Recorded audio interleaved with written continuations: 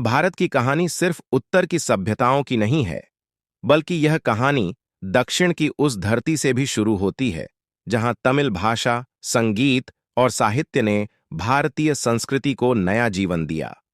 सदियों पहले, जब उत्तर भारत में महाजनपदों और मौर्य साम्राज्य की गूंज थी, तब दक्षिण में एक ऐसी सभ्यता विकसित हो रही थी जो ज्ञान, व्यापार और कला में किसी से कम नहीं थी। वह थी संगम युग की तमिल संस्कृति। लेकिन कम लोग जानते हैं कि इस तमिल संस्कृति का प्रभाव धीरे धीरे उत्तर भारत तक पहुंचा और उसने भारत की एकता की जड़ों को और गहराई दी। पहला प्रभाव धर्म और दर्शन में तमिल भूमि से शैव और वैष्णव भक्ति आंदोलन की शुरुआत हुई। संत नायनार और आलवार ने अपने गीतों में भक्ति को जाति और भाषा से ऊपर रखा।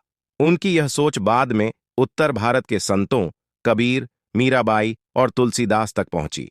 भक्ति का यह दीप दक्षिण से उत्तर तक फैला और भारत में एक भाव की एकता लेकर आया। दूसरा प्रभाव व्यापार और संपर्क में संगम युग के चोल, पांड्य और चैर व्यापारी केवल समुद्र पार रोम, मिस्र और चीन तक ही नहीं, बल्कि उत्तर भारत के बाजारों तक भी पहुंचते थे। तमिल तटों से सोना, मसाले और रेशम निकलते थे और गंगा घाटी तक पहुंचते थे।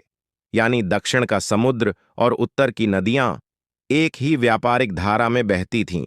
तीसरा प्रभाव कला, स्थापत्य और भाषा में तमिलों की मंदिर निर्माण परंपरा, जैसे मदुरई का मीनाक्षी मंदिर और कांचीपुरम के मंदिर, ने आगे चलकर उत्तर भारत के मंदिरों को भी प्रेरणा दी। यह वही शैली थी जिसमें बाद में ओडिशा, मध्य प्रदेश और काशी में भी द्रविड़ स्थापत्य की झलक दिखने लगी। और भाषा, संस्कृत और तमिल का मिलन भारत के कई हिस्सों में नई बोलियों और साहित्यिक परंपराओं की नींव बना। इसी संगम ने भारत को एक देश, अनेक भाषाएं की असली पहचान दी।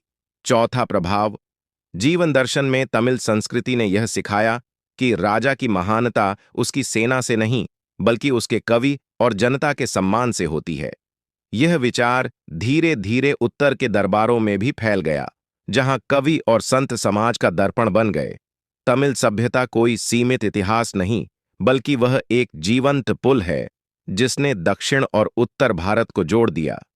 जब भी हम भारतीय संस्कृति की बात करते हैं, तो यह याद रखना चाहिए कि भारत का हृदय काशी में धड़कता है, पर उसकी आत्मा तमिलनाडु में गूंजती है।